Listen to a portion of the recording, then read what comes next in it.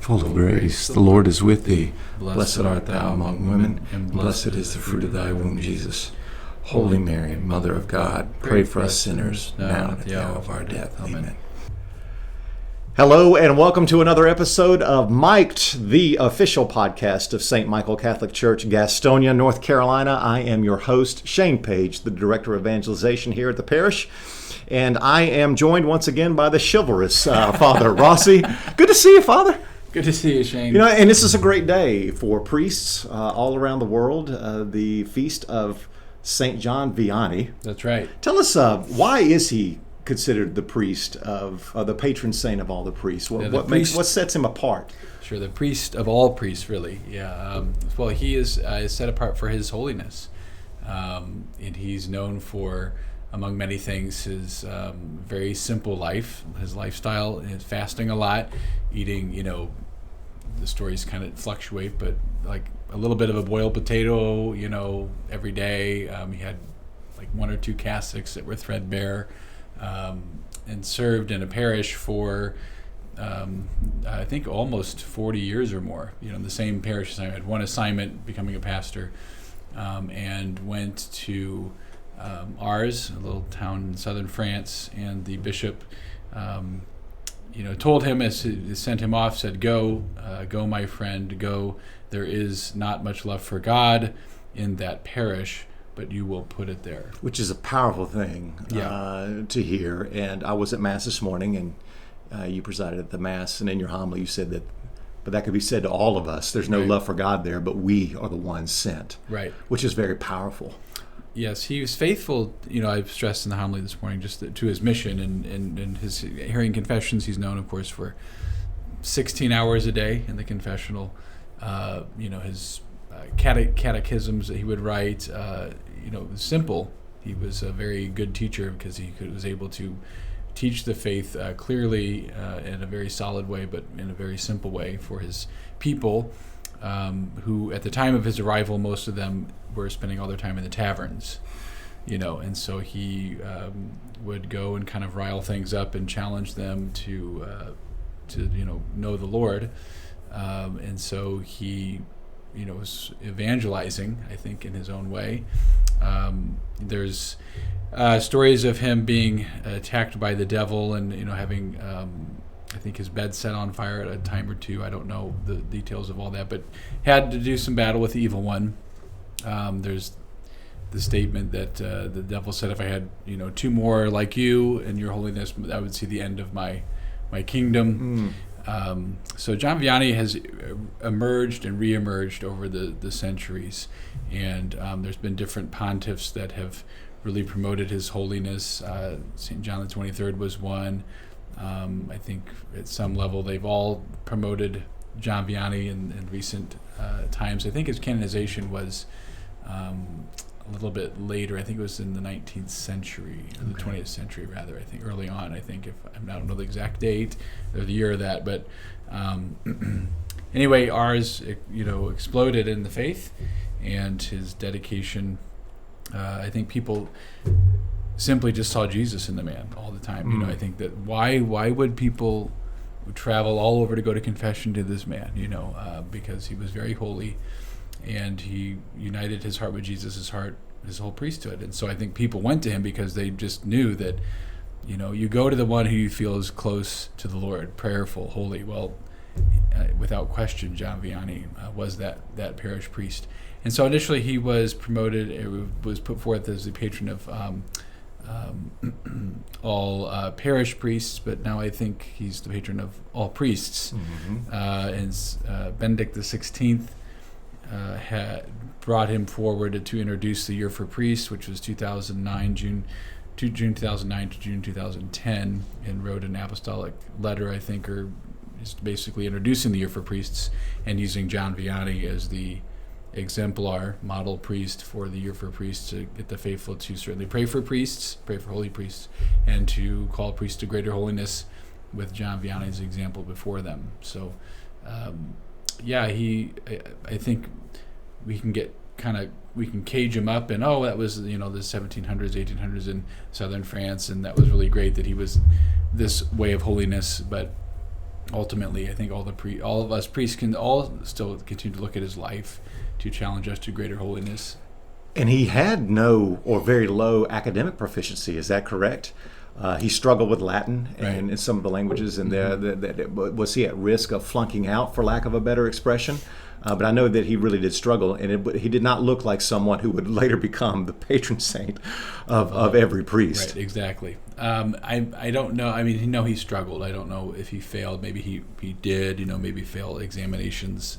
But that's the association we ultimately have is he struggled with his Latin. And that's because most seminarians use it as an excuse in seminary when they struggle with Latin. They go, well, St. John Vianney struggled, but he really studied hard, so you have to really study hard and still use him as an example if you're going to try and hide behind him for not doing well in Latin.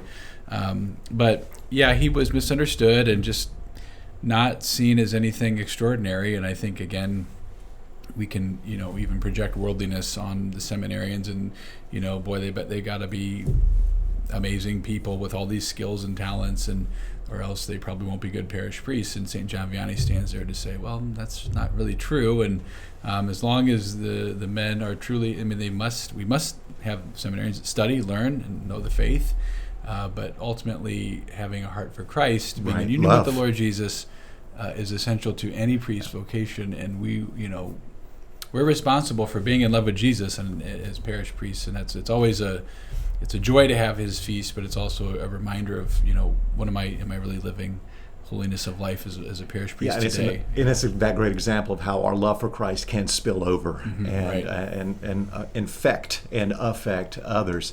And I know very little about him. Is it true that he would spend hours, like more than 12 hours in the confessional, or maybe 16 hours 16, in the confessional, just hearing confessions all the time? He had the gift of reading souls, as well. And again, why did people go to him? Well, because he was an excellent confessor, and people received not only forgiveness of sins, but certainly healing. And I think it was also in a time where that may have been difficult to find holy confessors. I think we just assumed there are priests everywhere and all over the place back then. It depends on where you lived, but they did travel. I mean, then people were, once his holiness, his reputation got out, they were traveling all over to go to confession with him, so that was what happened. I think he said he would suffer anything for his parish to become holy.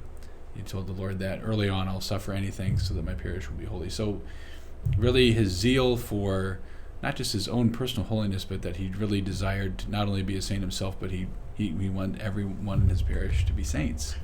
I think I heard the story of John Vianney, and maybe you know it well, that someone had written a letter of really severe criticism about him, and just enumerated all the things that he was just terrible at. Yeah. He's bad at this, bad at it. And then St. Vianney's response was, he is right on all of those points. Yeah. He is absolutely correct. Yeah, so it was a petition to remove him as pastor.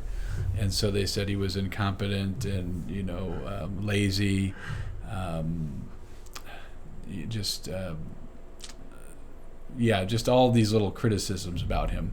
And they presented it to the bishop, and then they presented it to him, rather. They presented it to John Vianney, and he looked at it and then said, they're absolutely right, and he signed it himself and handed it back to the petitioner. So, and I mean, he believed that. I said, yes, he knew he was a sinner, so I'm sure he saw, well, yeah, I'm probably guilty of all these things, So, but yeah, it was a sign of his humility, that he didn't fight for his reputation necessarily, but just said, okay, sure, that sounds like me, but in a genuine way, not in a snarky way. And I think that's the depth of his humility that would probably shock us all. It's like, wow, we get criticized and we usually don't say, yeah, you're right, So, definitely a very, very holy priest that is still, interceding for the church, interceding for priests today, and we should really turn to him today for intercession for all priests, but certainly here in our diocese as we prepare for the Eucharistic Congress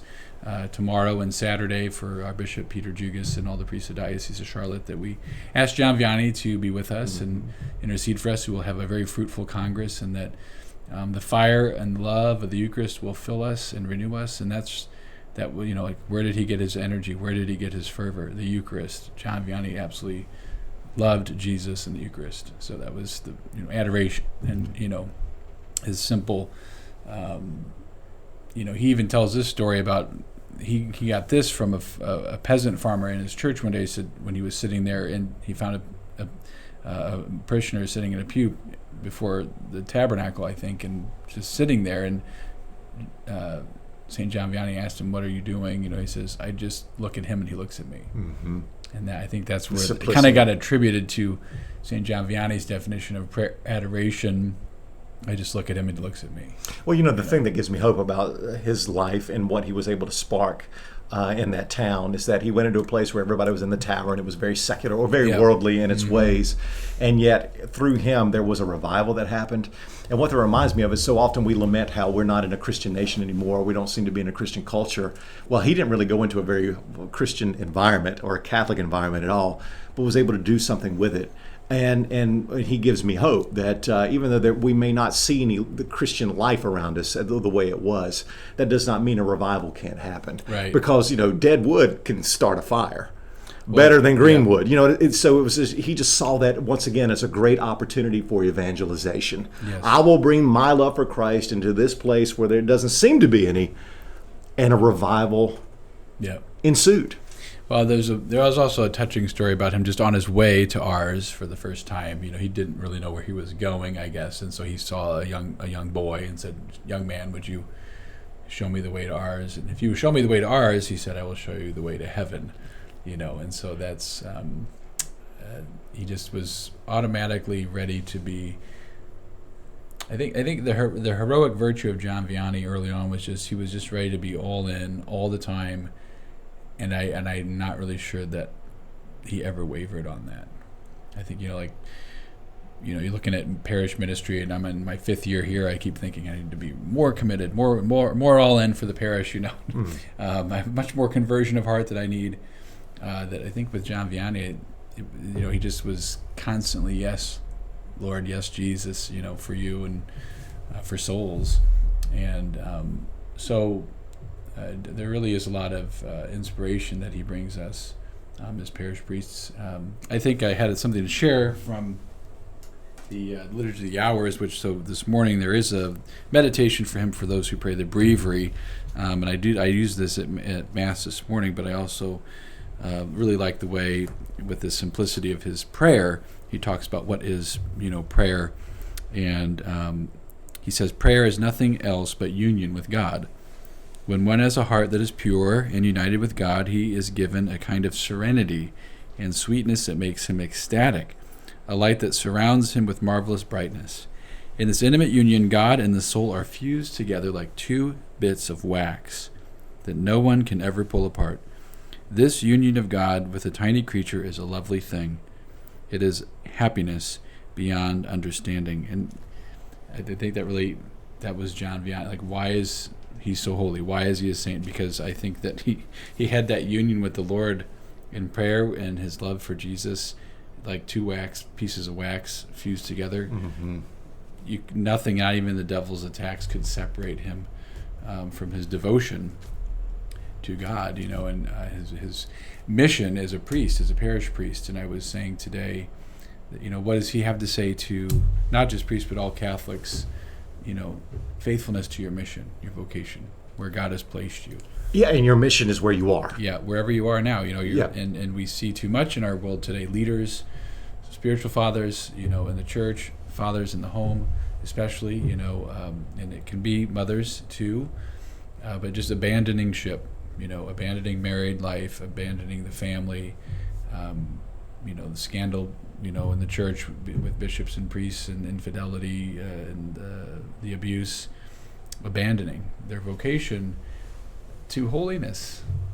That every single soul is called to this. What he's talking about is we're all called to this union with God. It's going to be in a different way, but everyone is made to be in union with the Lord. There's no soul out there that's just extraneous and superfluous.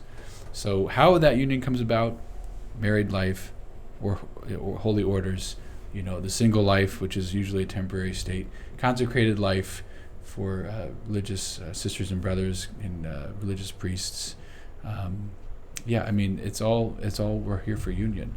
Yep. With the Lord. It does remind me very quickly about when Jesus sent the 70 out to evangelize. He says, remain where you are, stay where you are, and whatever home you enter, just stay right there. Yeah, say peace to this home. Yeah. And how we live in a society of wanderlust. There's got to be some better place, some better thing, some better way. Something's got to be better, and I got to find it. But evangelization always suffers there, that we're called to be where we are. Stay right there. And St. John Vianney did that. He stayed. For 40 plus years. Yeah, he stayed there and was able to do all of these great works. Right. And that we are called to remain with the people where they are until we're called otherwise. Yeah. And not to get caught up in this wanderlust. There's got to be a better town, a better place, a better parish. A better parish, I think that's a good point you're making, because I'm thinking now that I think one of the reasons why he was also effective was that he was there for a very long time.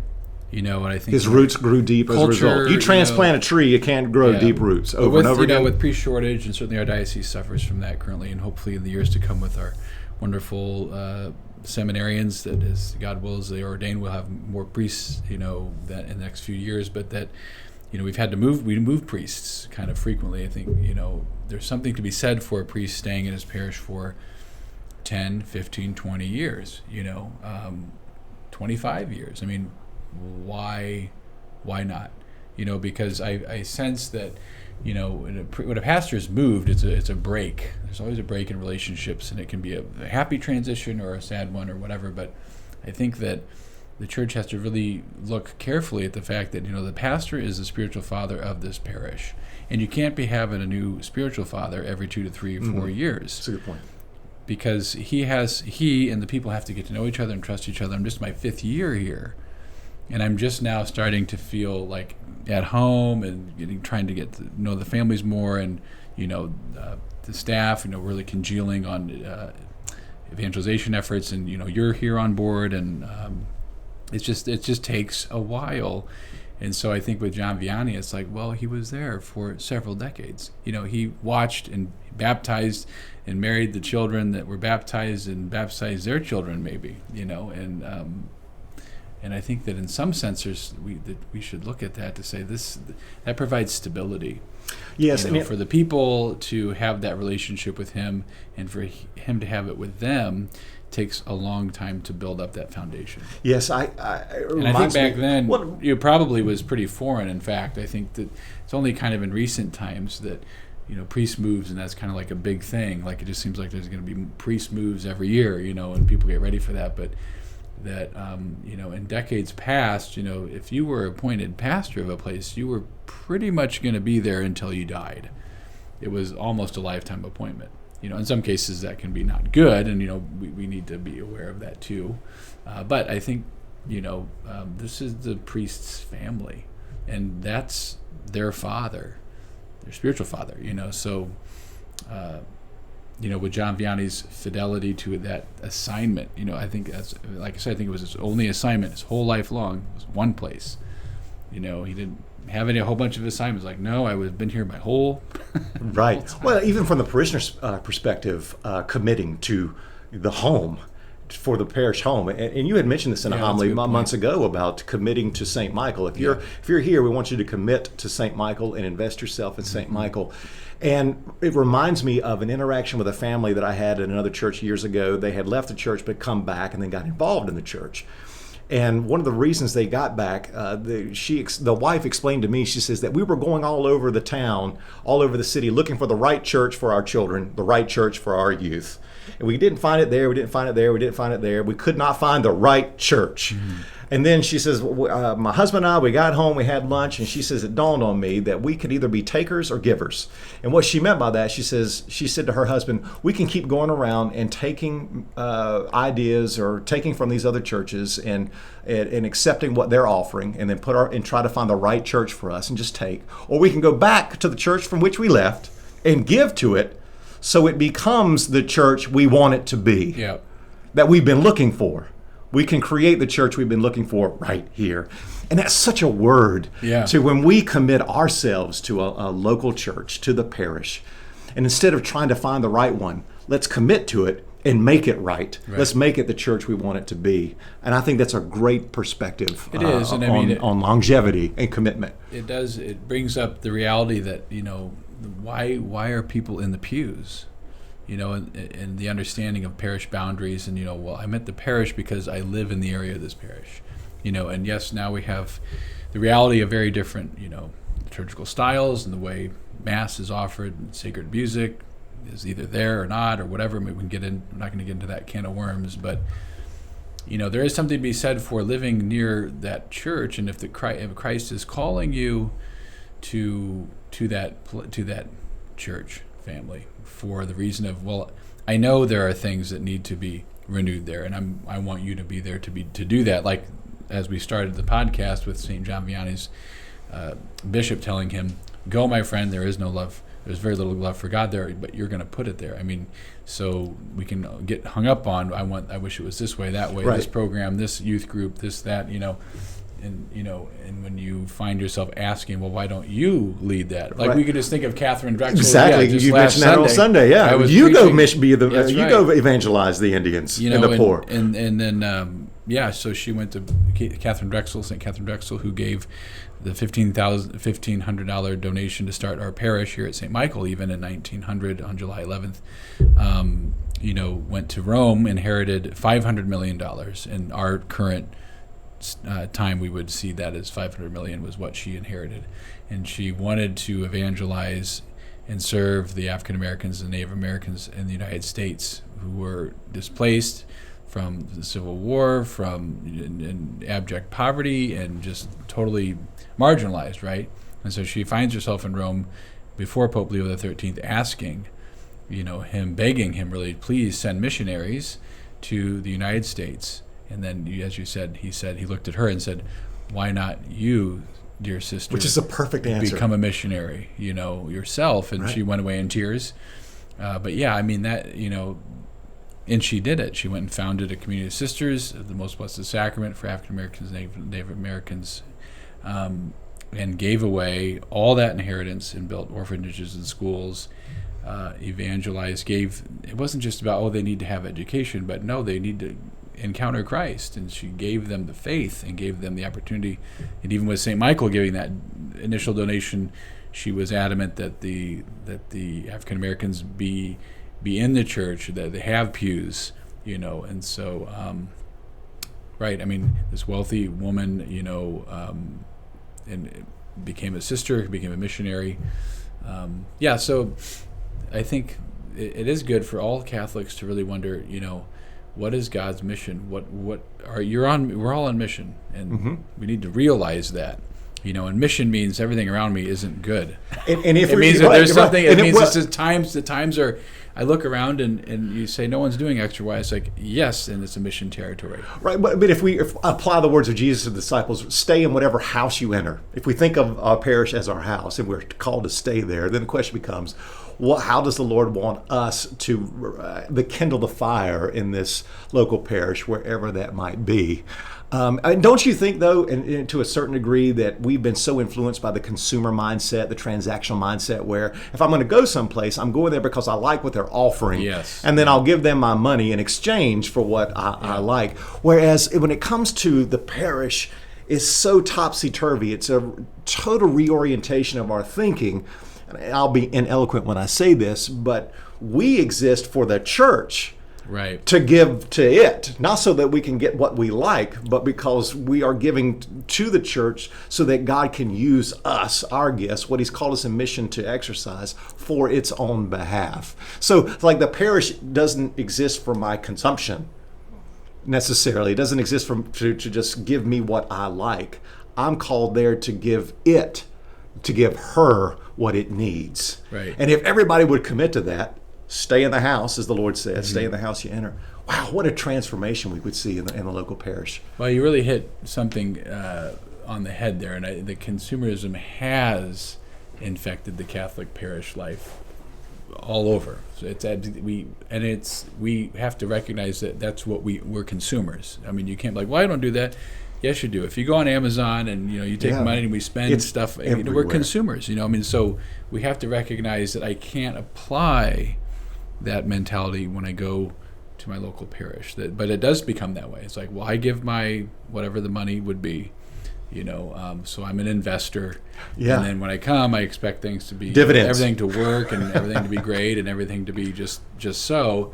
And yes, the church has clear, manners in which the liturgy is to be offered. Music, we can get into all that too, but the reality is, if I'm just there to get my communion and get my Sunday Mass checked off, the passiveness of entering into parish life like that is not going to sanctify the parish, nor is it going to sanctify the world if we come going, I'm here to give myself, so I don't get anything out of Mass.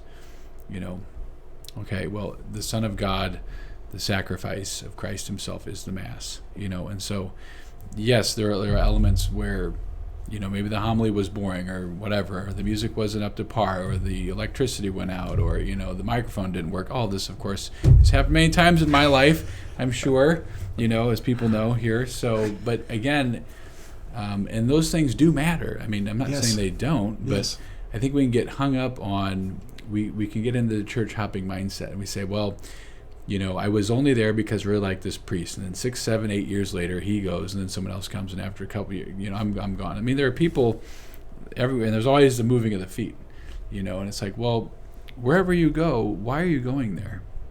And we all have a responsibility to the parish that we belong to support the work of the church, and to provide and be open to, what can I offer? What can I offer to help the pastor, the staff? What can I do? How can I serve? Right? How can I be available? And if it's just, I'm squeezing in the hour Mass or whatever once a week and I like them, and I do like the parish, great. But we're called to much more than that. Oh yes. And the parishes ought to be lively centers of evangelization.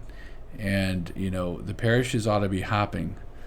Why not? Why shouldn't there be a lot of activity after Mass is finished? Or we're, someone, I was at the doctor today, and he said, "How's everything at St. Michael?" And I decided to take the state motto for West Virginia for this because I think it fits well. I said it's wild and wonderful, because it is. Right. So once we get the school opening, it will be wild and wonderful. But, yes. Controlled chaos. Yeah, it's never boring. I was telling our seminarian, Christopher Angermeyer, who's been here for almost a month and a half, just, every day is different. There's not a single day that's remotely the same.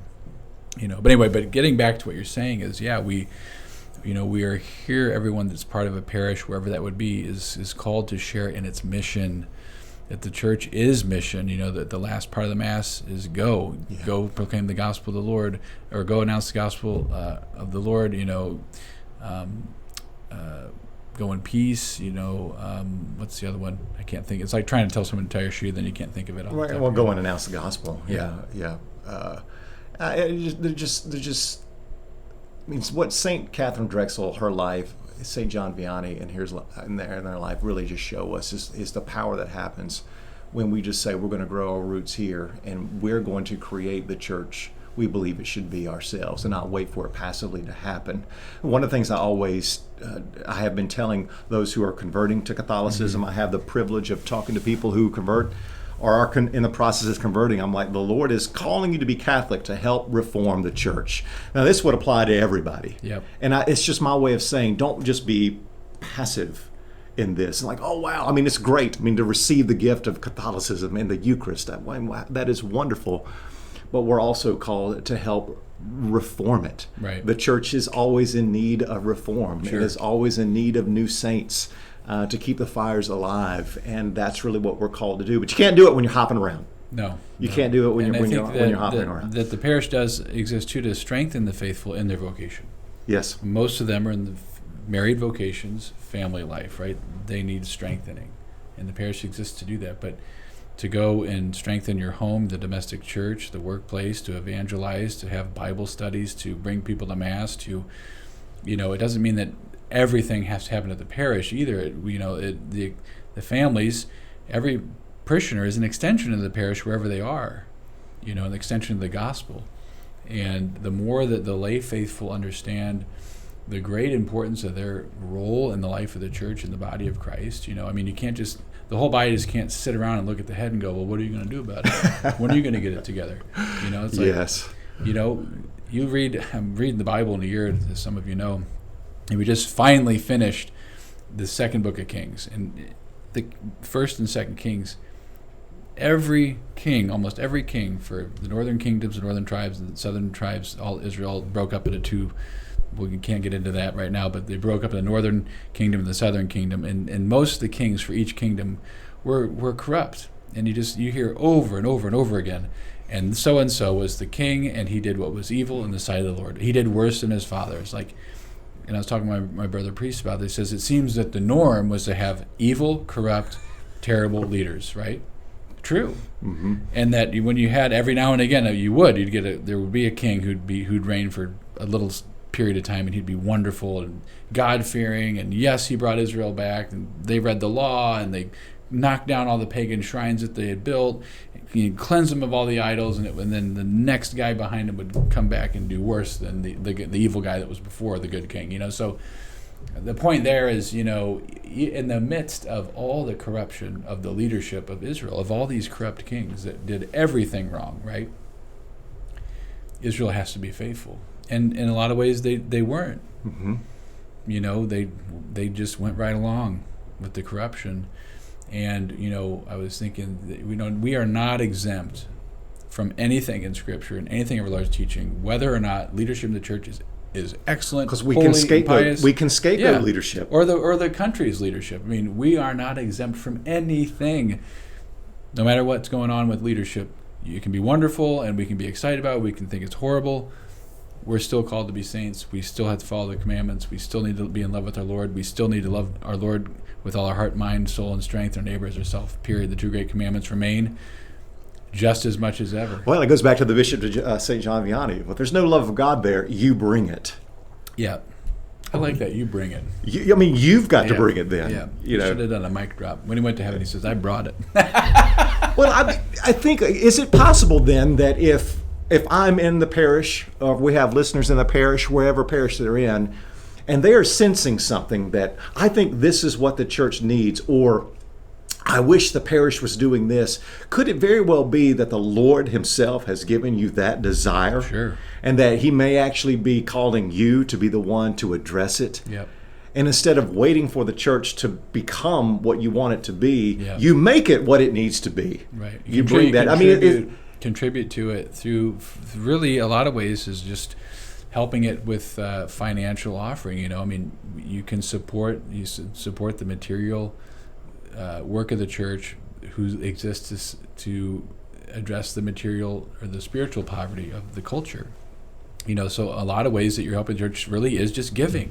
Mm-hmm. Because people say, I want to see this, a renovation, this get cleaned up, new stuff. There are all these things people want to see enhanced, which is wonderful. And a lot of people support simply just by giving. It's like, well, I don't want to just give. Well, but it is really essential to life of the church for wages for the employees and everything. Just running the whole operation. And as we grow, and we are growing here at St. Michael for sure. Mm-hmm. The needs grow. But I think that someone who wants to.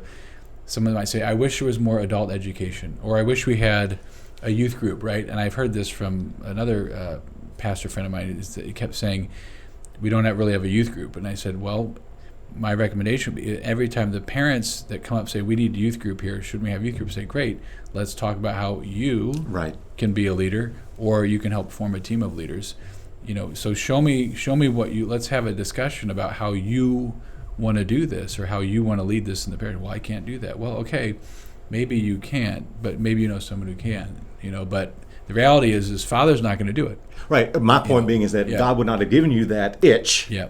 And Father that desire, if he didn't maybe plant something in you. Every parish has one priest, at best two. In some places like the priest can't do everything, and he shouldn't. And and ought not to do that. And that's not even what the youth group needs. Youth group needs committed family leadership, and the priest being involved to the level that he can be.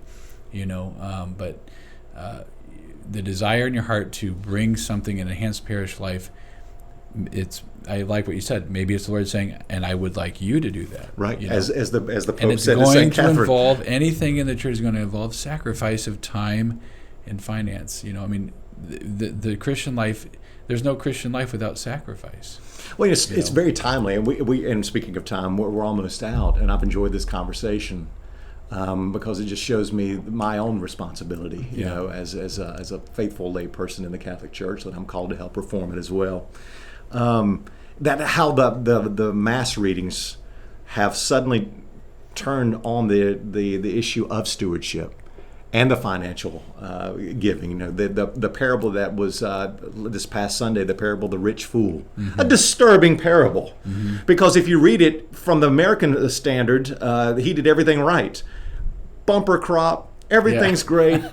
I get to retire early.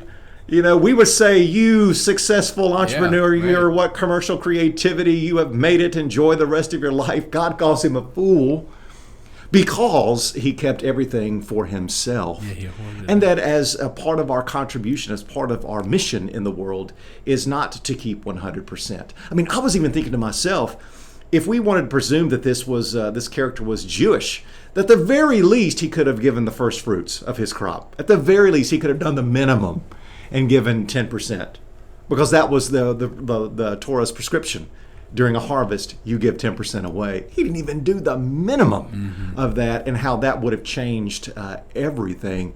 And giving seems to be a part of the theme of the gospel readings. I mean, are you seeing that as well? Yes, definitely. Yeah. I mean, giving of yourself. You know, I mean, when you give of your livelihood, that's what you're really doing, right? Yes, and I think it begins with gratitude. I know Christopher Angermeyer is here. He's just behind the camera right now. We were talking about how the rich fool here really had no gratitude. The land produced this abundance. And you had mentioned in your homily, well, for land to produce an abundance like that, you got to have good sunlight, good climate, adequate rainfall, all the things you can't control. He receives this yield, this bumper crop, and then claims it as if it was his own achievement.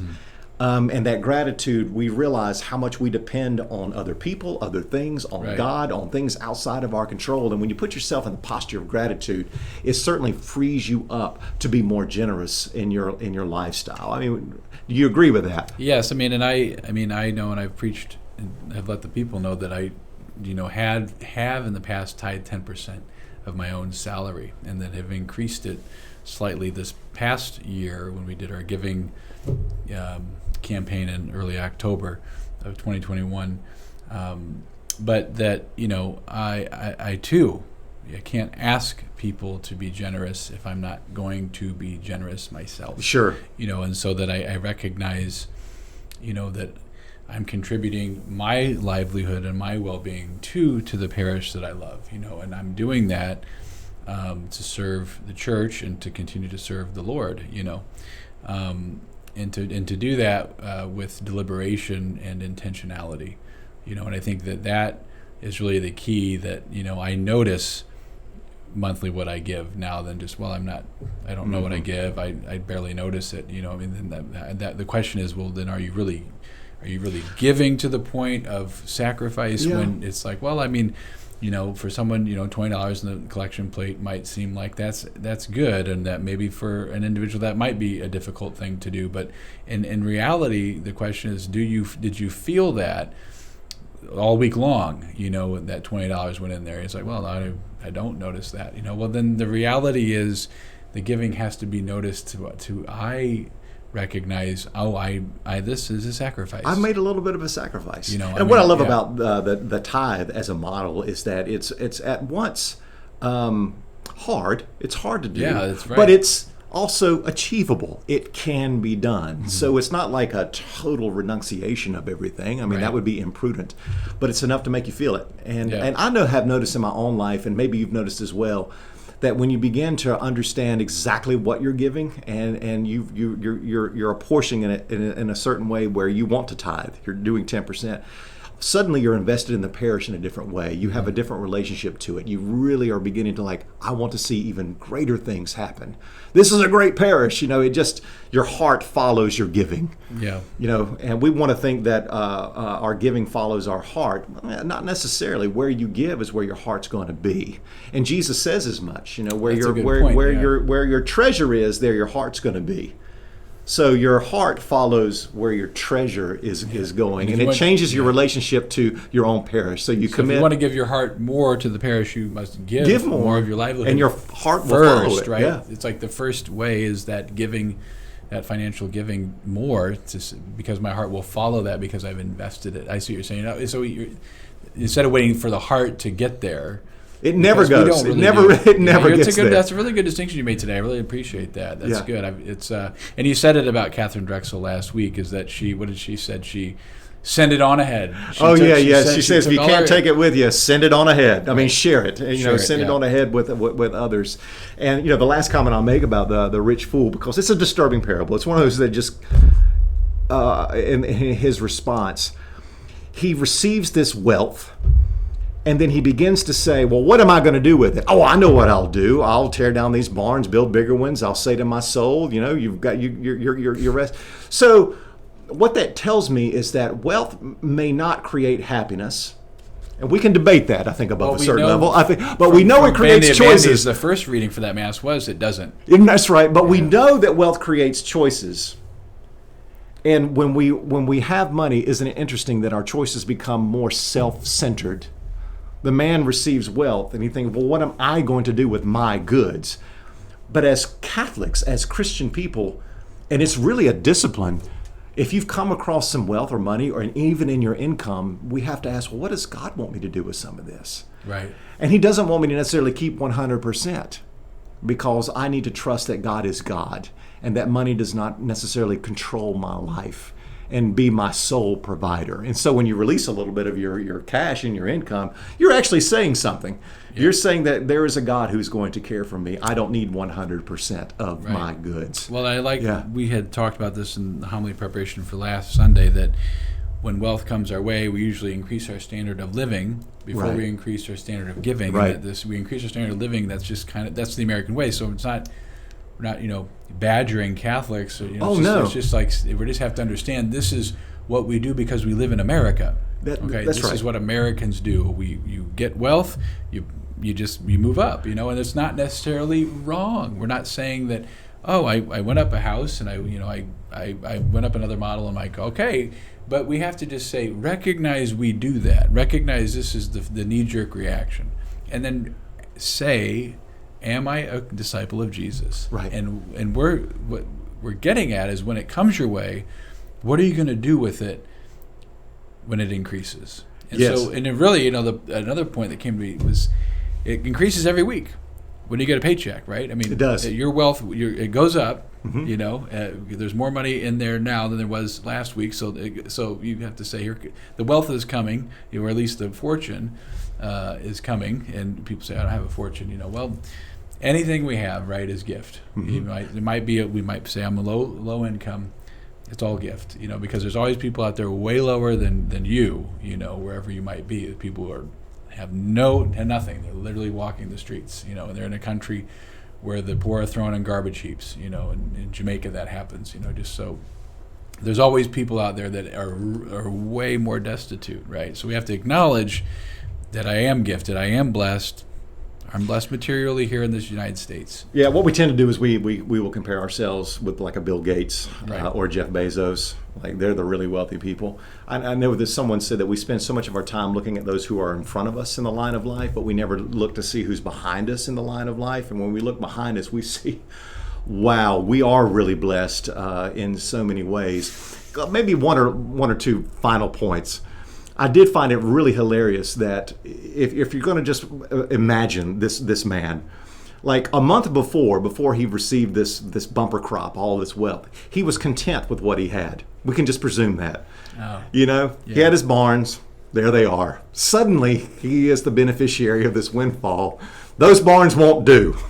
I need bigger ones. Mm-hmm. And how money can sow discontent in us.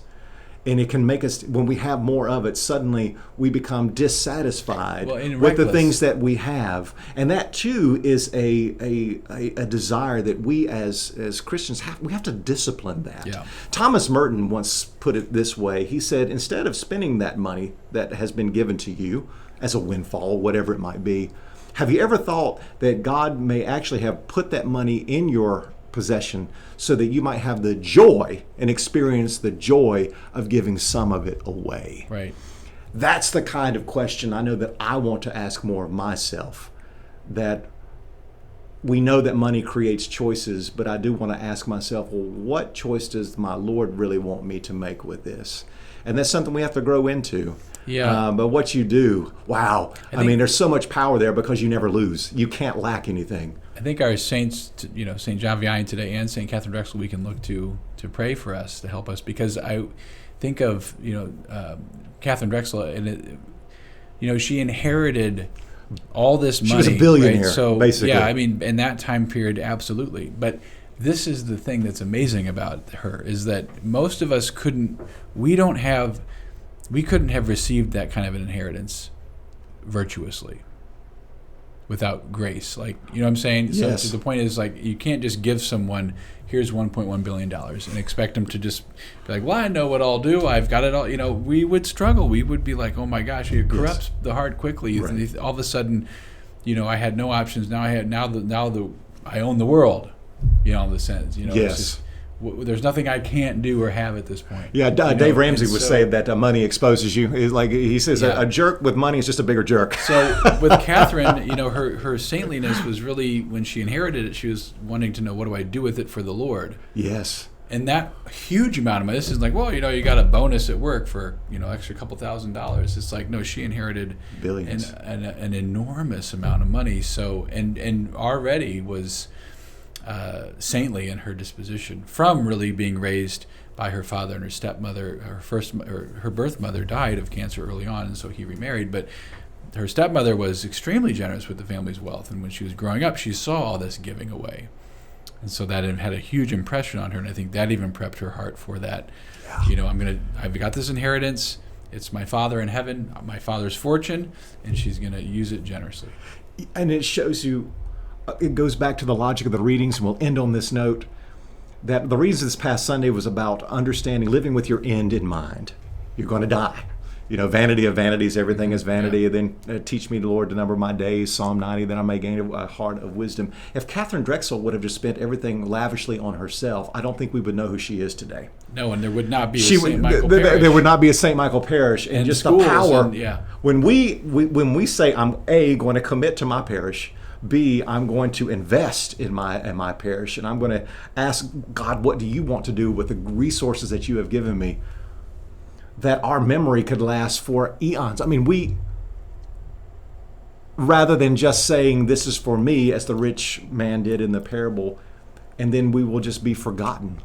Our name will be just erased. Just the power of generosity and the power of committing to the mission that God has given you in your house, your local church, your home parish, and to stay where we are. Mm-hmm. Amen. Yeah, that's enough. I think we're out of time. We're not out of zeal. Yeah, that's right. Well, it's been a great conversation, and thank you all for being a part of this conversation. If you'd like to learn more about our parish, please go to the St. Michael website at stmccg.org.